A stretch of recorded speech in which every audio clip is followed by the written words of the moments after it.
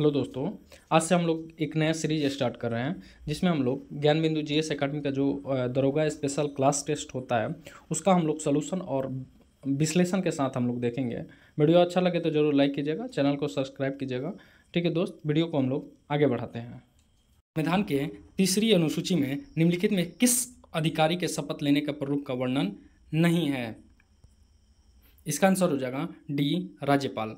राज्यपाल की चर्चा जो है संविधान के अनुच्छेद 153 में किया गया है, जबकि नियंत्रक एवं महालेखा परीक्षक की चर्चा 148 में किया गया है और उच्च न्यायालय की चर्चा जो है आपको 216 में किया गया है, जबकि उच्चतम न्यायालय की अगर बात करें तो उसकी चर्चा 124 में किया गया है। नेक्स्ट क्वेश्चन, सिंधु घाटी सभ्यता के किस स्थल से सिंधु लिपि के 10 बड़े चिन्हों से निर्मित शिलालेख की प्राप्ति हुई है? इसका आंसर हो जाएगा बी, धैलावीरा। धैलावीरा जो है गुजरात राज्य में स्थित है, यह लूनी नदी के किनारे है और इसकी खोज जो है जेपी जोशी एवं रविंद्र सिंह बिष्ट ने किया था। और अगर कालीबंगा की बात करें तो कालीबंगा जो है घग्गर नदी के किनारे राजस्थान राज्य में स्थित है। और बनवाली जो है रंगोई नदी के किनारे स्थित है और इसका उत्खनन जो है रविंद्र सिंह बिष्ट ने किया था और यह हरियाणा राज्य में स्थित है। और हड़प्पा जो है यह रावी नदी के तट पर स्थित है और इसका उत्खनन जो है दयाराम साहनी ने 1921 ईस्वी में किया था। नेक्स्ट क्वेश्चन, मिथन नामक त्यौहार भारत के किस जनजाति का प्रमुख त्यौहार है? इसका आंसर हो जाएगा ए, नागा जनजाति। नागा जनजाति जो पाई जाती है वो नागालैंड में पाई जाती है। और मीणा जनजाति कहाँ पाई जाती है तो यह राजस्थान राज्य में पाई जाती है। वहीं टोडा जनजाति की बात करें तो टोडा जनजाति नीलगिरी क्षेत्र जो है तमिलनाडु में वहाँ पे पाई जाती है। और भील जनजाति जो है आपको गुजरात, मध्य प्रदेश, महाराष्ट्र और राजस्थान में देखने को मिलेगा। नेक्स्ट क्वेश्चन,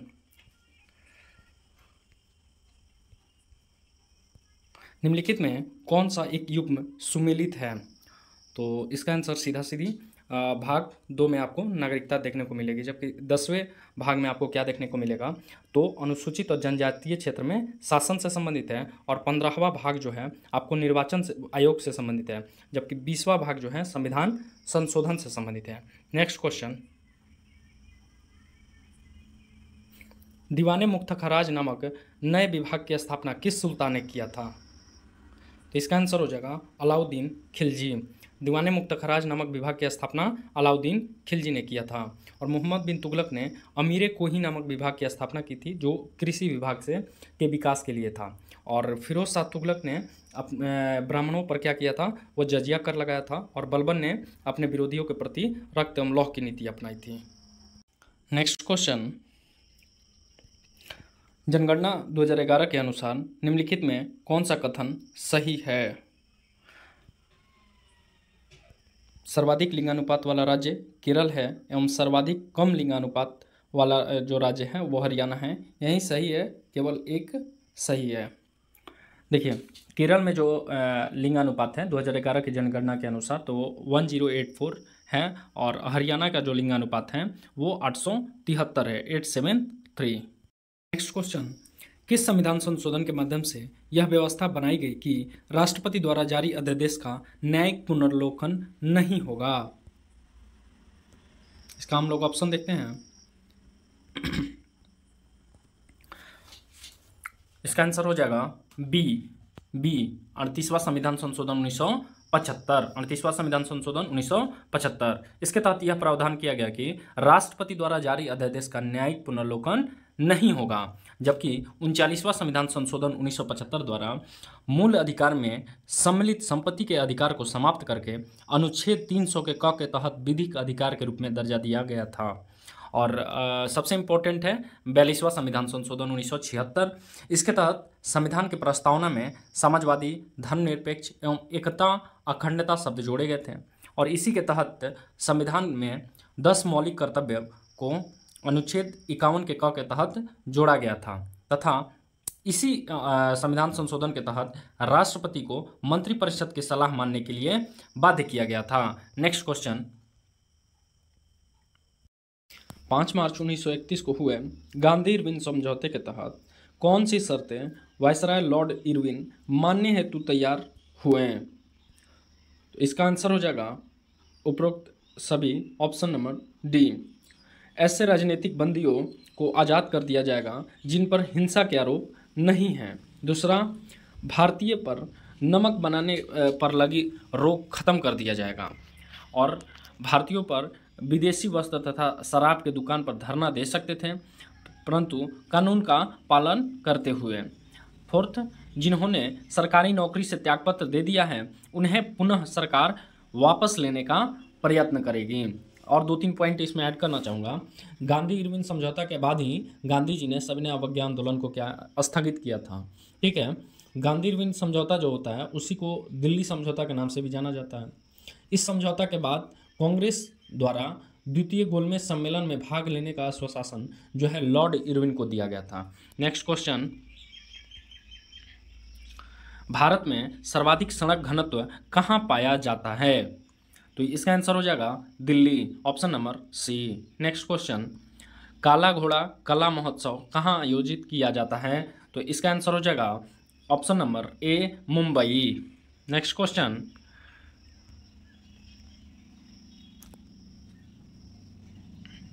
भारत में सुशासन के समक्ष कौन सी समस्याएं हैं जिसके कारण प्रशासन नागरिक केंद्रित नहीं हो पाता है?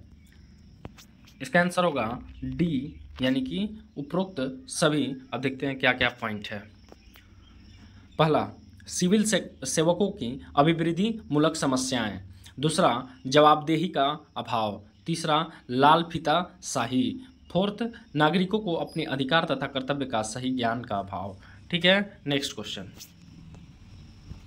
निम्नलिखित में कौन सा विद्वान लक्ष्मण सेन के दरबार से संबंधित नहीं है? तो इसका आंसर हो जाएगा बी, लोकेश्वर शतक के रचयिता वज्रदत्त। ठीक है, नेक्स्ट क्वेश्चन, वर्तमान में किस भारतीय राज्य में सर्वाधिक सूती वस्त्र मिल है? इसका आंसर हो जाएगा तमिलनाडु। कुछ पॉइंट इसमें ऐड करना चाहूँगा। आधुनिक ढंग से जो है सूती वस्त्र की पहली मिल की स्थापना 1818 ईस्वी में कोलकाता के समीप जो फोर्ट ग्लास्टर थी उस वहाँ पे किया गया था, लेकिन यह जो रहा वो असफल रहा। और पहला जो है आधुनिक सूती कपड़ा कारखाना जो 1854 ईस्वी में बम्बई क्वासजी नगर में लगाया गया था वो पहला सफल रहा था। ठीक है, मुंबई को जो है सूती वस्त्र की राजधानी के नाम से जाना जाता है। उत्तर भारत का मैनचेस्टर किसको कहा जाता है? तो कानपुर को कहा जाता है। दक्षिण भारत का मैनचेस्टर कोयम्बटूर को कहा जाता है। भारत का बोस्टन किसको कहा जाता है? अहमदाबाद को। नेक्स्ट क्वेश्चन, भारत के पहले नियंत्रक एवं महालेखा परीक्षक कौन है? तो इसका आंसर हो जाएगा वी नरहरि राव, बी नरहरि राव। और बताना चाहूँगा नियंत्रक एवं महालेखा परीक्षक का जो पद होता है संविधान के अनुच्छेद 148 में इसका वर्णन है। ठीक है, और नियंत्रक एवं महालेखा परीक्षक की जो नियुक्ति होती है वो करता है राष्ट्रपति, और इसका कार्यकाल जो होता है 6 वर्ष होता है या अधिकतम 65 वर्ष होता है।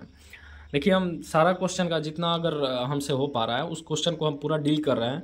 तो वीडियो अच्छा लग रहा है आप लोग को यदि तो ज़रूर लाइक कीजिएगा, चैनल को सब्सक्राइब कीजिएगा और अपने दोस्तों के साथ शेयर भी कीजिएगा। नेक्स्ट क्वेश्चन, जैन धर्म के कितने लक्षण बताए गए हैं? जैन धर्म में धर्म के कितने लक्षण बताए गए हैं? तो इसका आंसर हो जाएगा डी, 10 लक्षण बताए गए हैं। जैन धर्म के बारे में 2-4 पॉइंट। जैन धर्म के संस्थापक जो थे वो ऋषभदेव थे, और जैन धर्म के जो 23वें तीर्थंकर हैं वो पार्श्वनाथ, 24वें तीर्थंकर महावीर स्वामी। और महावीर स्वामी के विषय में 2-4 पॉइंट। महावीर स्वामी का जो जन्म हुआ था 540 ईसा पूर्व में कुंडग्राम नामक गांव में हुआ था। उनके पिता का नाम सिद्धार्थ था, माता का नाम त्रिशला था, और महावीर स्वामी का जो प्रतीक चिन्ह था वह सांड था। और जैन धर्म के विषय में एक और पॉइंट, जैन धर्म में 2 संगतियाँ हुई थी। पहली संगति जो 300 ईसा पूर्व में हुई थी वो पाटलिपुत्र में हुआ था, और इसके अध्यक्ष जो थे स्थूलभद्र थे। और दूसरा जो हुआ था वो 312 ईस्वी में हुआ था। कहाँ पे? तो वल्लभी, गुजरात में हुआ था, और जिसके अध्यक्ष जो थे वो क्षमा श्रमण थे। ठीक है, नेक्स्ट क्वेश्चन, यहाँ पर फील्ड नहीं फ्लड होगा, फ्लड। खेत क्रांति या ऑपरेशन फ्लड का तृतीय चरण की समयावधि क्या थी? तो इसका आंसर हो जाएगा सी, 1985 से 96। देखिए, ऑपरेशन फ्लड की जो शुरुआत हुई थी वो 1970 में हुई थी। इसका पहला चरण जो था वो 70 से 80 था, जबकि द्वितीय चरण जो था वो 81 to 85 था, और तृतीय चरण 85 to 96। ठीक है। नेक्स्ट क्वेश्चन, संविधान के 9वें भाग के अधीन पंचायती राज व्यवस्था किन राज्यों में लागू नहीं होती है? तो इसका आंसर हो जाएगा ऑप्शन ए। देखिए 3 राज्य जैसे नागालैंड, मेघालय और मिजोरम को छोड़कर सभी राज्यों में जो है पंचायती राज व्यवस्था लागू है। वहीं केंद्र शासित प्रदेश में बात करें तो दिल्ली को छोड़कर सभी जगह जो है पंचायती राज व्यवस्था लागू है। पंचायती राज व्यवस्था सर्वप्रथम जो है 2 अक्टूबर 1959 को राजस्थान के नागौर जिला में लागू हुआ था। अशोक मेहता समिति ने द्विस्तरीय पंचायती राज व्यवस्था का विचार रखा था, जबकि बलवंत राय मेहता समिति जो थी वो त्रिस्तरीय पंचायती राज व्यवस्था की संकल्पना की थी। नेक्स्ट क्वेश्चन, अहमदाबाद मिल मजदूरों के आंदोलन के दौरान गांधी जी की मुख्य सहयोगी कौन थी या था? इसका आंसर हो जाएगा option number B, Anasuya Ben. 1917 में जो चंपारण आंदोलन हुआ था उसके बाद गांधी जी का यह दूसरा सफल आंदोलन था और 1917 में अहमदाबाद में प्लेग फैल गया था। उसके बाद जो है प्लेग बोनस जो पहले दिया जाता था वो प्लेग बोनस बंद कर दिया गया, जिसके कारण मिल मजदूरों ने वहाँ पे विरोध किया, जिसको हम लोग अहमदाबाद मिल मजदूर आंदोलन के नाम से जानते हैं। नेक्स्ट क्वेश्चन, निम्नलिखित कथनों पर विचार कीजिए। इसका आंसर हो जाएगा ऑप्शन नंबर सी, ए और बी दोनों।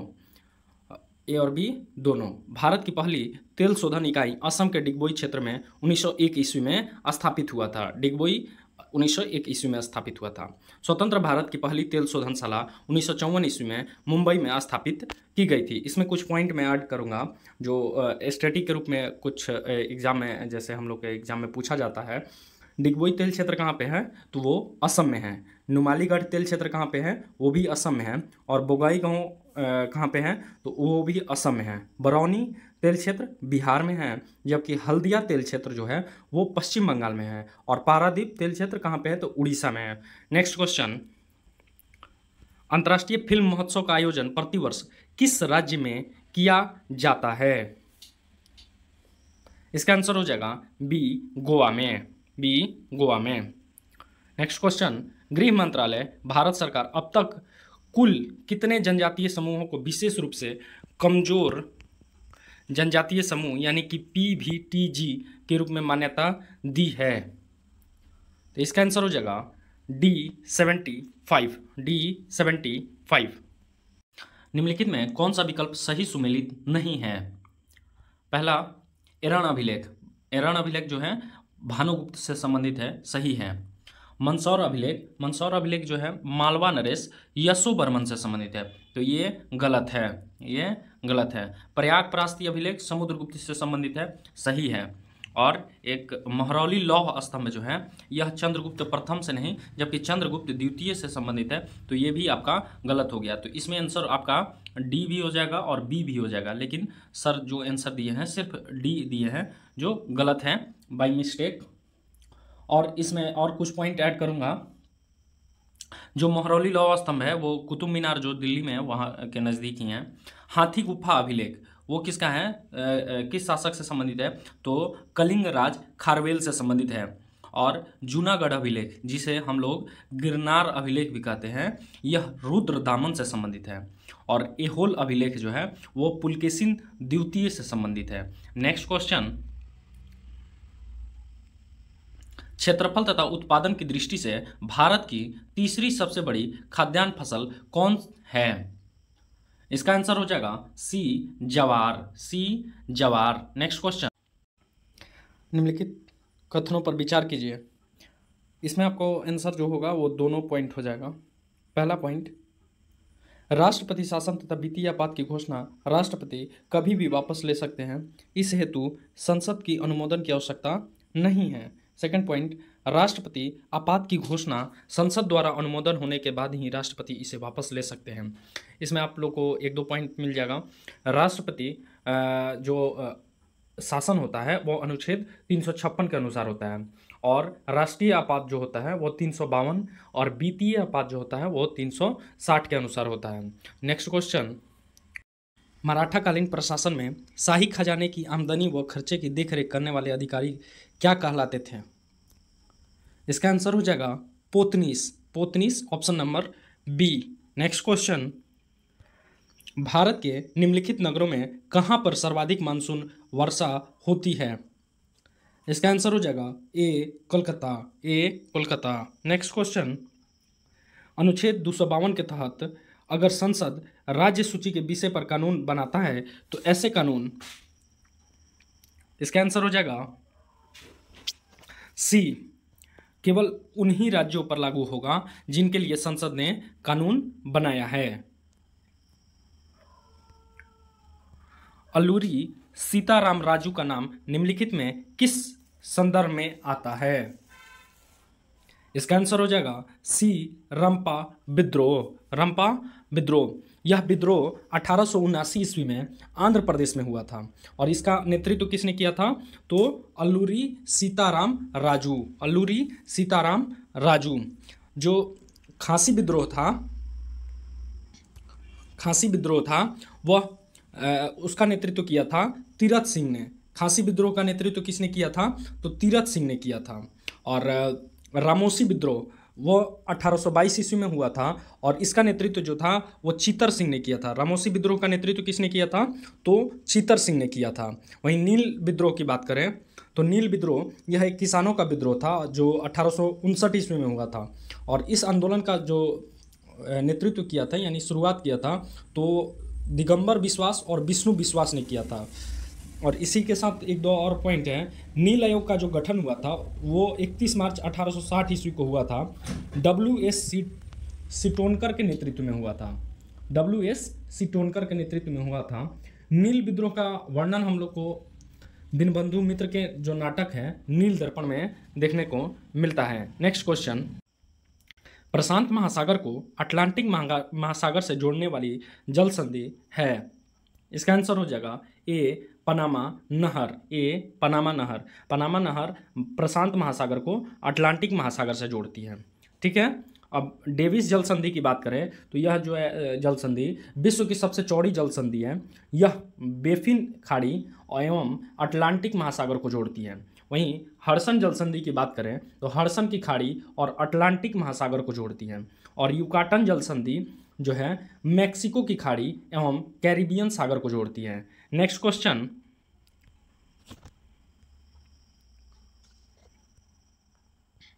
नक्षत्रों की कुल संख्या कितनी है? इसका आंसर हो जाएगा डी, 27। 31 नंबर क्वेश्चन होगा, निम्नलिखित कथनों पर विचार कीजिए। राज्य का राज्यपाल राष्ट्रपति के पूर्वानुमति से हिंदी या अन्य राजकीय भाषा को उच्च न्यायालय की कार्रवाई की भाषा को दर्जा दे सकता है। यही सिर्फ सही है, ऑप्शन नंबर ए। आपको पता होगा राष्ट्रपति का जो पद होता है अनुच्छेद 52 के तहत और राज्यपाल का होता है 153 के तहत। नेक्स्ट क्वेश्चन 32, शल्य चिकित्सा का पितामह किसे कहा जाता है? इसका आंसर हो जाएगा बी, सुश्रुत। इसे शल्य चिकित्सा का पितामह कहा जाता था और साथ में प्लास्टिक सर्जरी का पितामह भी इनको कहा जाता है। और ये जो थे धन्वंतरी से इन्होंने अपना शिक्षा प्राप्त किया था। और बात करें अगर चरक का तो इसका आंसर तो सुश्रुत हो जाएगा। अगर बात करें चरक का बात करें तो आयुर्वेद से इनका संबंध था और ये कनिष्क का राजवैद्य था। ठीक है। और वराह मिहिर का तो ये गणितज्ञ और खगोल से संबंधित हैं। चंद्रगुप्त विक्रमादित्य के नवरत्नों में से ये एक थे, वराह मिहिर। और नागार्जुन की बात करें तो नागार्जुन को भारत का आइंस्टीन कहा जाता है और नागार्जुन ने ही सापेक्षता का सिद्धांत दिया था। सापेक्षता पूर्वोत्तर परिषद के संबंध में कौन सा एक सही है? तो इसका आंसर हो जाएगा आप लोग का डी, पूर्वोत्तर परिषद जो होता है क्षेत्रीय परिषद के समान ही कार्य करता है। पूर्वोत्तर परिषद की बात करें तो पूर्वोत्तर परिषद जो है अधिनियम 1971 के द्वारा इसको 8 अगस्त 1972 को अस्तित्व में आया। इसके सदस्य की बात करें तो असम, मणिपुर, मिजोरम, अरुणाचल प्रदेश, नागालैंड, मेघालय, त्रिपुरा, सिक्किम। आप लोग काउंट कर लीजिएगा, उसके अनुसार आपका ये आप सही कर लीजिएगा। उसके बाद 1994 में सिक्किम इसका 8वां सदस्य बना था। यानी टोटल कितने मेंबर हुए तो अब 8 हो चुके हैं। पहले 7 थे, अब 8 हो चुके हैं। और इसका कार्य जो होता है वो क्षेत्रीय परिषद की तरह ही कार्य करता है। यानी कि ये पॉइंट भी सही है। नेक्स्ट क्वेश्चन, किस मुगल बादशाह के शासनकाल में सूरजमल के नेतृत्व में जाटों ने एक स्वतंत्र राज्य भरतपुर की स्थापना की थी? इसका आंसर हो जाएगा option number D, Aurangzeb. Aurangzeb. Next question, निम्नलिखित में कौन सा एक विकल्प सही सुमेलित नहीं है? तो option number B, Karnataka. Karnataka सही नहीं है। आम्र वर्षा कहाँ से संबंधित है? तो आम्र वर्षा केरल हो जाएगा। काल वैसाखी पश्चिम बंगाल, लू बिहार में, ये धूल भरी आंधी वाला है। और फूलों की बौछार जो है तो केरल व निकटवर्ती कहवा जो उत्पादक क्षेत्र है उधर ये चलता है। और एक और पॉइंट है नॉर्वेस्टर, तो ये पूर्वी भारत में चलता है। नेक्स्ट क्वेश्चन, कौन सा वायुमंडलीय परत रेडियो तरंग को पृथ्वी पर परिवर्तित करके संचार व्यवस्था को संभव बनाता है? तो 36 का हो जाएगा ऑप्शन नंबर सी, आयन मंडल। आयन मंडल। सबको एक एक लाइन से हम डील करते हैं। क्षोभ मंडल की बात करें सबसे पहले, यह सबसे निचली परत होती है और इसकी ऊंचाई जो होती है वो 18 किलोमीटर होती है। सभी वायुमंडलीय घटना जैसे बादल, आंधी एवं वर्षा जो होती है इसी मंडल में होती है। इस मंडल को संवहन मंडल भी कहा जाता है।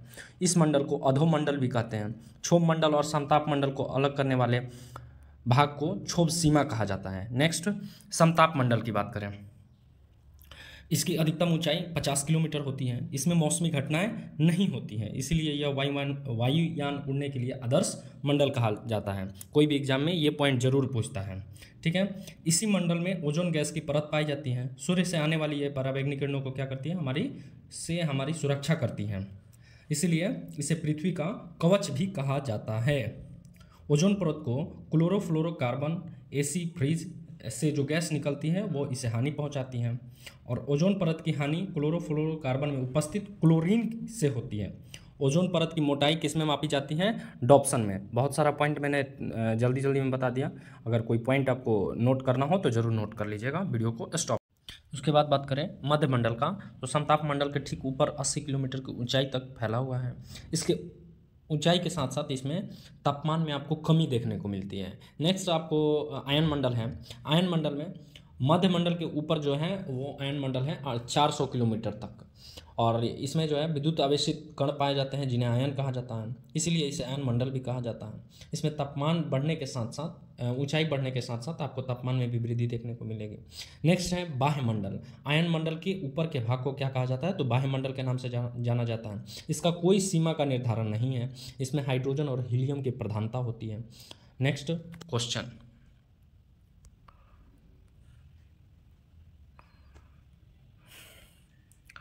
संविधान के किस अनुच्छेद के तहत संघ राज्य क्षेत्र के प्रशासक अध्यादेश जारी कर सकते हैं?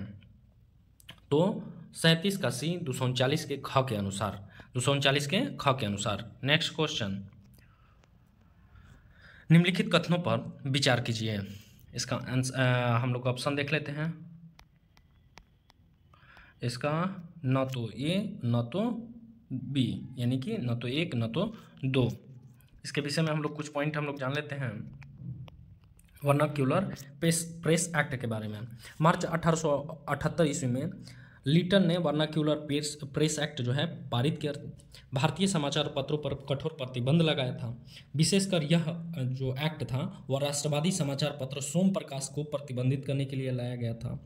पायनियर अखबार ने भी इस एक्ट का समर्थन किया था और 1881 ईस्वी में लॉर्ड रिपन ने इसको रद्द कर दिया था। तो यहाँ पे जो पॉइंट है ये गलत हो जाएगा। 1881 ईस्वी में किसने रद्द किया था? तो लॉर्ड लिटन नहीं, लॉर्ड रिपन आपको होगा, रिपन। लॉर्ड रिपन ने इसको रद्द कर दिया। लॉर्ड रिपन के काल में ही 1881 ईस्वी में सर्वप्रथम भारत में नियमित आपको जनगणना कराई गई और तब से प्रत्येक 10 वर्ष के अंतराल पर जनगणना की जाती है। वैसे बता दूं कि पहली बार जो भारत में जनगणना हुई थी वो 1872 ईस्वी में हुई और 1881 ईस्वी में लॉर्ड रिपन के कार्यकाल में नियमित जनगणना यानी कि 10 वर्ष के अंतराल पर जैसे अभी जनगणना हो रहा है वो होने लगा। तो 1878 ईस्वी वाला यहाँ पे क्या हो जाएगा? कौन लाया था? तो लीटन के कार्यकाल में हुआ था। ये कट जाएगा, आपको लीटन देखने को मिलेगा। लीटन के कार्यकाल में ये आया था vernacular press act. Next point, next 1 minute. Kishau बांध परियोजना किस नदी पर स्थित है? 39 नंबर क्वेश्चन, किसाऊ बांध परियोजना किस नदी पर स्थित है? तो इसका आंसर हो जाएगा ऑप्शन नंबर सी, टोन्स नदी।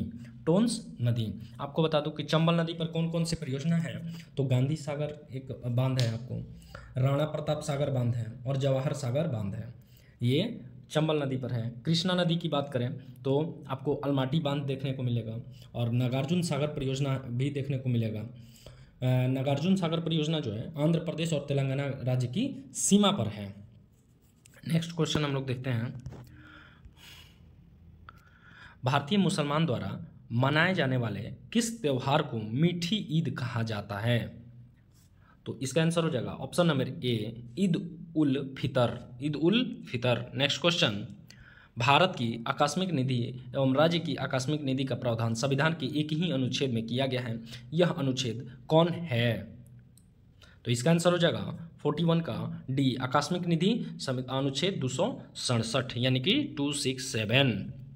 नेक्स्ट क्वेश्चन, कांग्रेस के किस अधिवेशन में जवाहरलाल नेहरू ने समाजवाद को भारत की समस्याओं को हल करने की कुंजी बताया था, तो ऑप्शन नंबर डी लखनऊ अधिवेशन 1916। इसी के अध्यक्ष कौन थे, तो जवाहरलाल नेहरू ही थे।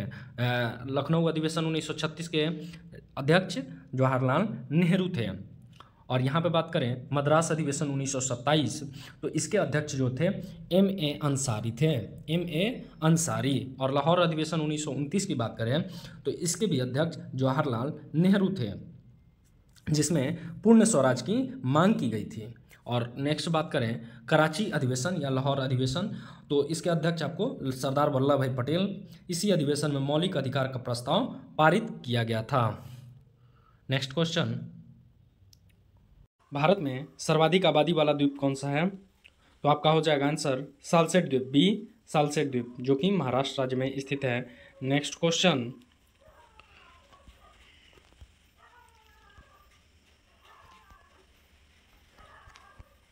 धन विधेयक के संबंध में निम्नलिखित कथनों पर विचार कीजिए, तो इसका आंसर हो जाएगा डी यानी कि 1 और 4। इसका आंसर हो जाएगा डी 1 और 4। धन विधेयक के संबंध में अगर पहला कहें तो आपका सही है, चौथा भी सही है। दूसरा पॉइंट में अगर कहें तो इसके लिए सिर्फ लोकसभा नहीं बल्कि राज्यसभा से भी पारित होने के बाद ही राष्ट्रपति के समक्ष पेश किया जाता है। ठीक है, लोकसभा से पारित होने के बाद आप नहीं भेज सकते हैं, तो लोकसभा के बाद आपको राज्यसभा से भी पारित कराना होगा। उसके बाद धन विधेयक को राष्ट्रपति के पास आप भेज सकते हैं। और इस विधेयक के लिए राष्ट्रपति या तो अपनी सहमति दे सकता है या उसे अपने पास रख सकता है। राष्ट्रपति इसे किसी भी सदन को पुनर्सूचना के लिए नहीं भेज सकता, यानी कि पुनर्विचार के लिए नहीं भेज सकता है, यानी कि उसको फिर से उसमें कुछ संशोधन करने के लिए धन विधेयक में नहीं भेज सकता है। नेक्स्ट थर्ड पॉइंट में क्या है, राज्यसभा धन विधेयक अस्वीकार या संशोधित नहीं कर सकती है, यानी कि यहाँ पे जो है संशोधित, तो राष्ट्रपति जो है धन विधेयक में किसी भी प्रकार का संशोधन नहीं कर सकती है। वह संशोधन के लिए सिर्फ सिफारिश कर सकती है। और धन विधेयक जो होता है वह संविधान के अनुच्छेद 110 में वर्णित है। Next question, Hindustan Republic association के क्रांतिकारियों ने काकोरी डकैती कांड को कब अंजाम दिया था, तो इसका आंसर हो जाएगा ए 9 अगस्त 1925, 9 अगस्त 1925। इसमें उन लोगों ने 8 डाउन ट्रेन से रेल विभाग का खजाना लूटा था, जो कि काकोरी नामक स्थान पर। और सरकारी खजाना को लूटने का विचार जो दिया था वो राम प्रसाद बिस्मिल ने दिया था। इसके लिए राम प्रसाद बिस्मिल, राजेंद्र लाहिड़ी, रोशन सिंह एवं अशफाक उल्ला खान को दिसंबर 1927 में फांसी दी गई थी और सचिंद्र सान्याल जो थे उनको आजीवन कारावास दी गई थी।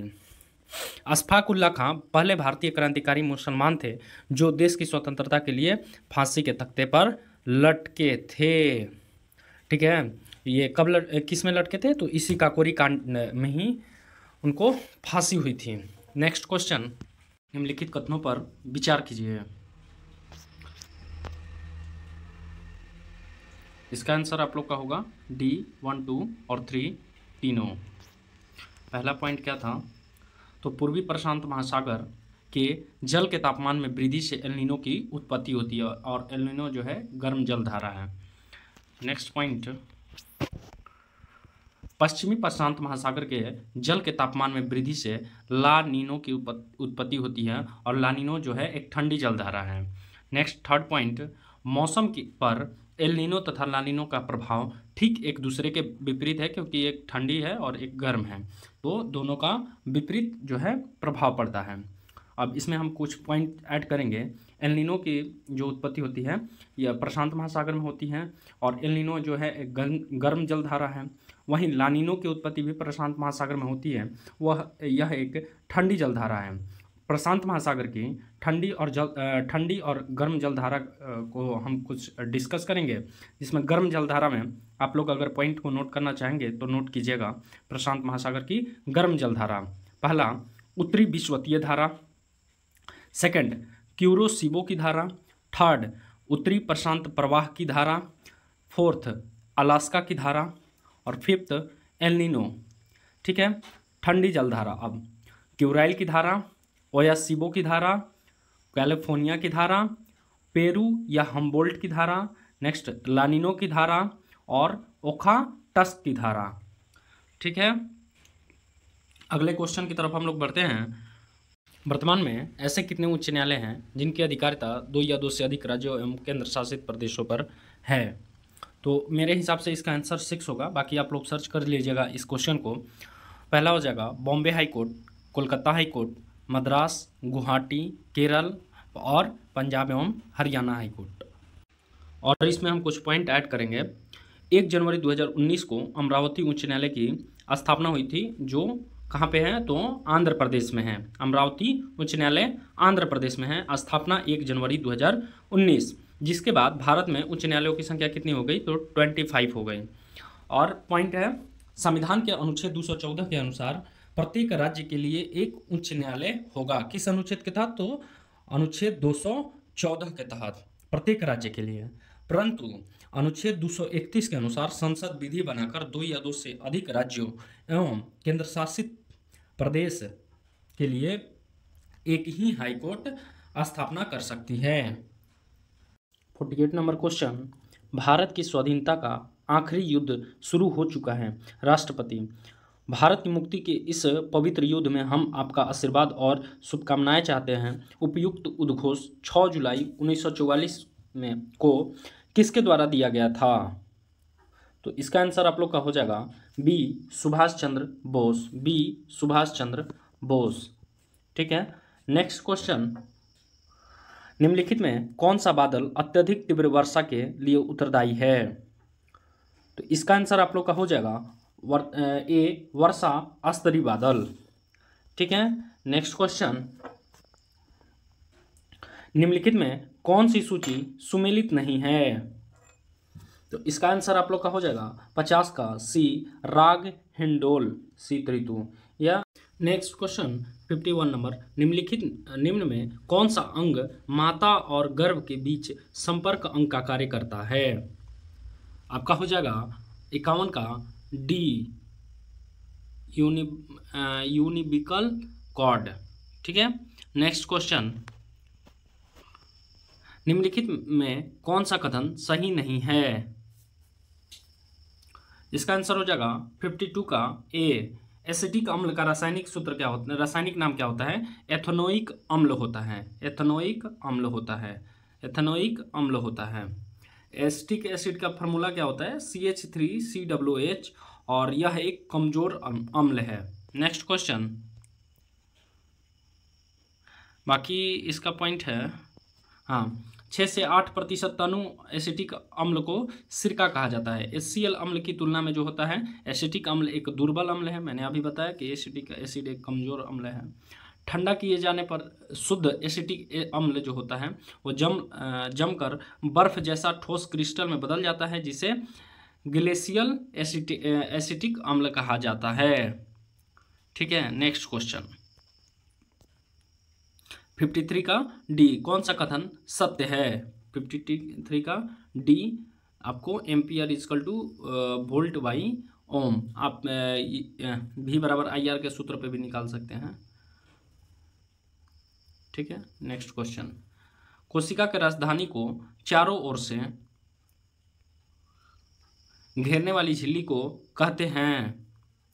तो इसका आंसर हो जाएगा टोनोप्लास्ट, सी, टोनोप्लास्ट। नेक्स्ट क्वेश्चन, मानव शरीर का pH रहता है? इसका आंसर हो जाएगा ए 7 से 7.8 के बीच। नेक्स्ट क्वेश्चन, दो वस्तुओं के बीच लगने वाला गुरुत्वाकर्षण बल कितना हो जाएगा यदि दोनों वस्तु का द्रव्यमान दोगुना कर दिया जाए? तो इसका आंसर हो जाएगा बी 4 गुना। इसका आप निकाल सकते हैं एफ बराबर G into M1 M2 by R square से निकाल सकते हैं। ठीक है, नेक्स्ट क्वेश्चन, 57 निम्नलिखित कथनों पर विचार कीजिए। ठीक है, इसका आंसर आप लोग का हो जाएगा सी केवल 3। यानी पहला पॉइंट से ही हम लोग देखते हैं, अमाशय में भोजन का आंशिक पाचन होने पर भोजन गाढ़े लेई की तरह हो जाता है जिसे चाइल कहा जाता है। ये गलत है, चाइल नहीं, आपको काइम कहा जाता है। अमाशय में जो भोजन पचता है और लेई की तरह जो होता है उसको काइम कहा जाता है। छोटी आंत में भोजन का पूर्ण पाचन होने पर भोजन घुलनशील तरल में परिवर्तित हो जाती है जिसे काइम कहा जाता है। ये भी गलत है, काइम नहीं, यहाँ पर चाइल कहा जाता है। अगर अमाशय में भोजन पचता है तो उसको काइम, और छोटी आंत में जो भोजन पचता है उसको चाइल कहा जाता है। और यह थर्ड पॉइंट तो आप खुद सही दिया है, छोटी आंत में पचे हुए भोजन का अवशोषण इलियम के बिलाई द्वारा होता है। ठीक है, नेक्स्ट क्वेश्चन, निम्नलिखित में कौन रासायनिक परिवर्तन के उदाहरण हैं? इसका आप लोग का आंसर हो जाएगा डी कोयले का जलना। रासायनिक परिवर्तन क्या होता है? तो जिस परिवर्तन के बाद अपने पूर्व स्थिति में उसे फिर से पुनः प्राप्त नहीं किया जा सकता है उसको रासायनिक परिवर्तन कहा जाता है। कोयला अगर जल जाएगा तो फिर आप पूर्व स्थिति में उसे प्राप्त नहीं कर सकते हैं। लोहा अगर पिघला देंगे तो फिर पिघला कर फिर ठंडा कर देंगे तो वो ठोस अवस्था में पुनः आ जाएगा और फिर पीट कर जैसा आप चाहें वैसा परिवर्तित कर सकते हैं। इस कारण लोहा का पिघलना जो होता है रासायनिक नहीं है।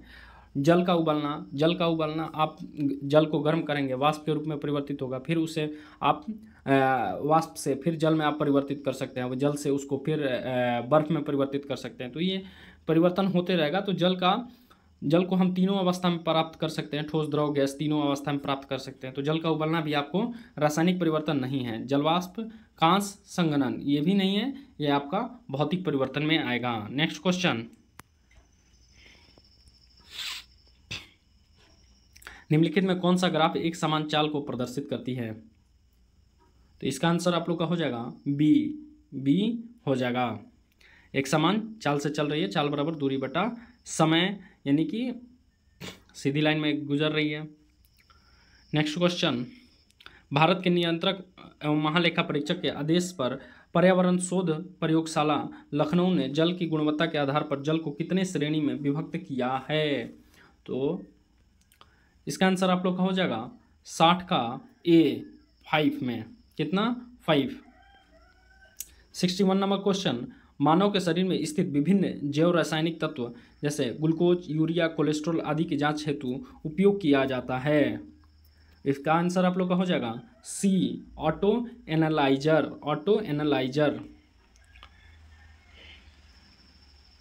नेक्स्ट क्वेश्चन, कथन 1 और कथन 2 कौन बताना है, कौन सा कथन सत्य है, कौन सा कथन असत्य है?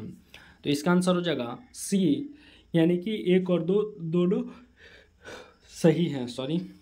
सभी प्रकार का दहन जो है अब ऑक्सीकरण अभिक्रिया है, सभी प्रकार का ऑक्सीकरण दहन अभिक्रिया नहीं है। अर्थात सभी प्रकार का दहन जो है ऑक्सीकरण अभिक्रिया, जबकि सभी प्रकार का ऑक्सीकरण जो होता है वो दहन अभिक्रिया नहीं है। 62 के बाद 63, इसमें अगर चाहें तो कुछ पॉइंट ऐड कर सकते हैं। किसी तत्व अथवा यौगिक का ऑक्सीजन से जो योग होता है उसको ऑक्सीकरण कहते हैं। ऑक्सीकरण में क्या होता है? तो ऑक्सीजन का योग होता है और साथ में क्या होता है, यौगिक से हाइड्रोजन का निष्कासन भी अगर होगा तो उसको ऑक्सीकरण ही कहा जाता है। ठीक है, नेक्स्ट क्वेश्चन 63 को आप लोग सॉल्व कर लीजिएगा। इसका आंसर आप लोग को डी होगा। उत्पादक उपभोक्ता के पारस्परिक संबंध के चलते उत्पादक की आबादी में उपभोक्ता की वृद्धि क्या असर पड़ता है? 64 का बी कमी आती है। ठीक है, नेक्स्ट क्वेश्चन, धूम कोहरा क्या है?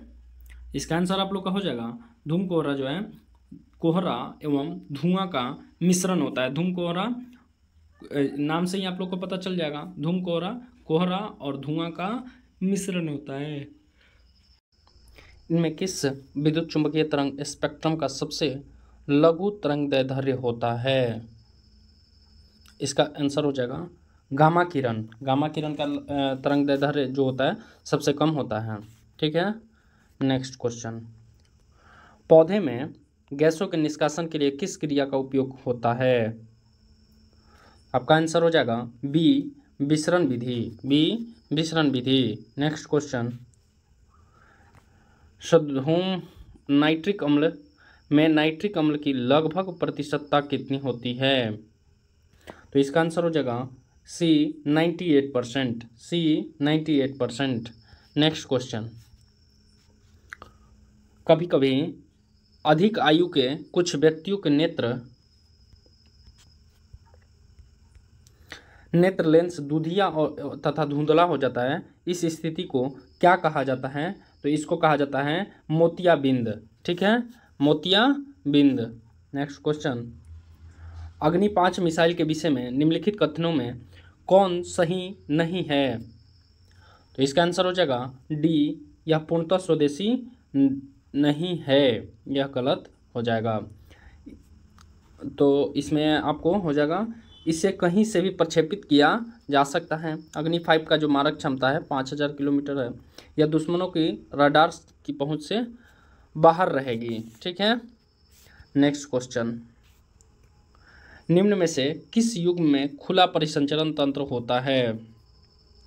तो इसका आंसर हो जाएगा सी, कॉकरोच और सिल्वर फिश में ओपन सर्कुलेटरी सिस्टम होता है। ठीक है, केचुआ में आपका क्लोज्ड होता है यानी कि बंद, और जोंक में भी क्या होता है, जोंक में ओपन होता है। केचुआ में क्लोज और जोंक में ओपन, मानो में आपको पता ही है क्लोज्ड, और व्हेल में भी क्लोज्ड। ठीक है, और कॉकरोच में ओपन, सिल्वर फिश में ओपन, दोनों में ओपन। आंसर भी क्या है, सी। टेडपॉल में, टेडपॉल का हमको याद नहीं है, बाकी आप लोग मिला लीजिएगा। सी का हमको ये डी नंबर ऑप्शन का हमको याद नहीं है, आप मिला लीजिएगा। नेक्स्ट क्वेश्चन, कठोर जल साबुन के साथ झाग क्यों नहीं देता है?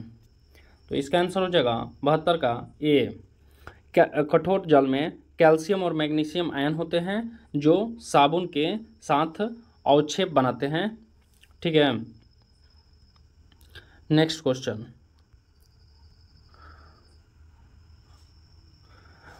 घरेलू विद्युत उपकरण श्रेणी क्रम में न जोड़ने के कारण हैं कौन सा? तो 73 का केवल एक सही होगा, क्योंकि स्विच बंद करने पर सभी उपकरण बंद हो जाते हैं, इसी कारण इसे श्रेणी क्रम में नहीं लगाते। नेक्स्ट क्वेश्चन, कथन 1, डीएनए को आनुवांशिक इकाई कहा जाता है।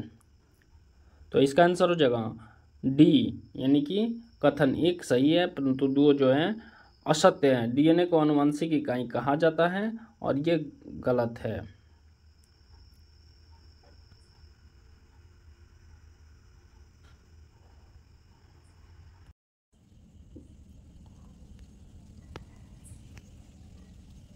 निम्न में कौन सा तत्वों के आयनन विभव को सही क्रम में दर्शाता है? तो इसका आंसर आप लोग का हो जाएगा ए, यानी कि सबसे ज़्यादा पहले नाइट्रोजन, उसके बाद कार्बन, फिर बेरिलियम, फिर बोरॉन, फिर लिथियम। ठीक है, नेक्स्ट क्वेश्चन 76 का आप लोग सॉल्व कर लीजिएगा, हम डायरेक्ट आप लोग को आंसर बता दे रहे हैं। ठीक है, तो इसका आंसर आप लोग का हो जाएगा ए, नो, सी 15 यूनिट, सी 15 यूनिट। ठीक है, नेक्स्ट क्वेश्चन, निम्न में किस जीव में मुख्य रूप से बीजाणु जनन द्वारा अलैंगिक जनन होता है? तो इसका आंसर आप लोग का हो जाएगा कवक। ठीक है, कवक में क्या होता है, अलैंगिक जनन होता है। नेक्स्ट क्वेश्चन, इक्वेनिल का उपयोग होता है किस लिए? तो अवसाद मिटाने में। इक्वेनिल का प्रयोग किस में होता है?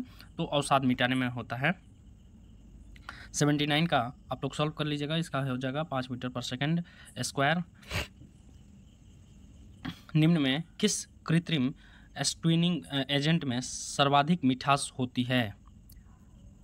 स्वीटनिंग एजेंट में सर्वाधिक मिठास होती है। तो इसका आंसर आप लोग का हो जाएगा 80 का डी, यानी कि एलिटेम। वर्तमान में अंतर्राष्ट्रीय हॉकी महासंघ के अध्यक्ष कौन हैं? तो इसका आंसर आप लोग का हो जाएगा सैफ अहमद क्या है? तो हॉकी महासंघ के अध्यक्ष हैं। मैग्नीज के उत्पाद में किस राज्य का प्रथम स्थान है? तो इसका आंसर आप लोग का हो जाएगा सी मध्य प्रदेश। ठीक है, मैग्नीज के उत्पाद में किसका है? तो मध्य प्रदेश का है। किस राज्य के जलगांव केला को जीआई टैग दिया गया है? तो इसका आंसर आप लोग का हो जाएगा डी महाराष्ट्र में जलगांव केला को क्या दिया गया है? तो जीआई टैग प्रदान किया गया है। किस पूर्व भारतीय क्रिकेटर को नेपाल क्रिकेट टीम का मुख्य कोच नियुक्त किया गया है? तो इसका आंसर आप लोग का हो जाएगा मनोज प्रभाकर। नेक्स्ट क्वेश्चन, किस देश के वैज्ञानिकों ने दुनिया का पहला कृत्रिम भ्रूण तैयार किया है? तो इसका आंसर आप लोग का हो जाएगा इजराइल ने क्या किया है? तो कृत्रिम भ्रूण का निर्माण किया है। मिस इंडिया यूएसए 2022 का खिताब किसने जीता है? तो इसका आप लोग का आंसर हो जाएगा आर्या बाल पेकर। नेक्स्ट क्वेश्चन, किस देश ने अपना पहला चंद्रमा मिशन दानुरी को लॉन्च किया है? तो इसका आंसर आप लोग का हो जाएगा दक्षिण कोरिया। ऑप्शन नंबर डी दक्षिण कोरिया। नेक्स्ट क्वेश्चन, भारत ने किस देश को हराकर सैफ अंडर-20 फुटबॉल चैंपियनशिप जीती है? तो इसका आंसर आप लोग का हो जाएगा बांग्लादेश को हराकर सैफ अंडर-20 फुटबॉल चैंपियनशिप जीता है। नेक्स्ट क्वेश्चन,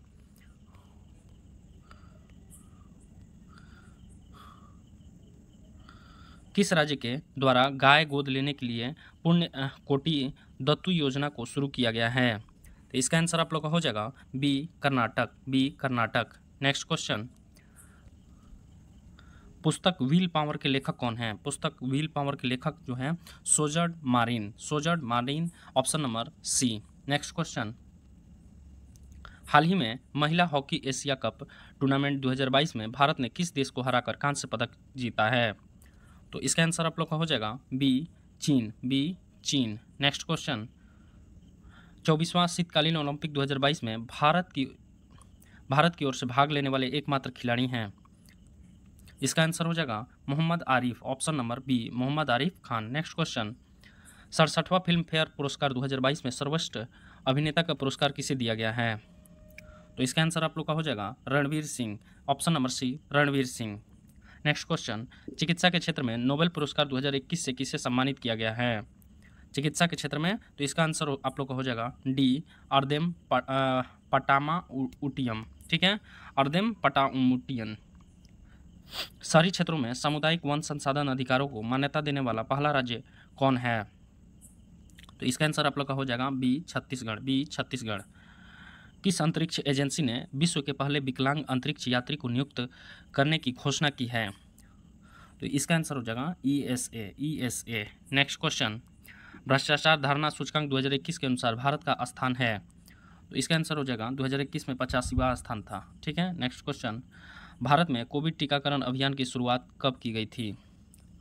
तो इसका आंसर हो जाएगा 16 जनवरी 2021। ठीक है, 5वां क्वाड सम्मेलन 2023 का आयोजन कहाँ किया जाएगा?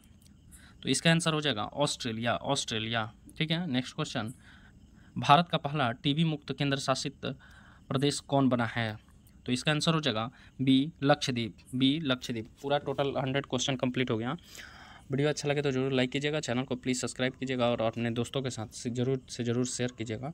इस वीडियो में मैंने बहुत मेहनत किया है, ये मेरा फर्स्ट वीडियो है। आगे और अगर कुछ कमी रहती है तो मैं इसे सुधारने की कोशिश करूँगा। ठीक है दोस्त, धन्यवाद।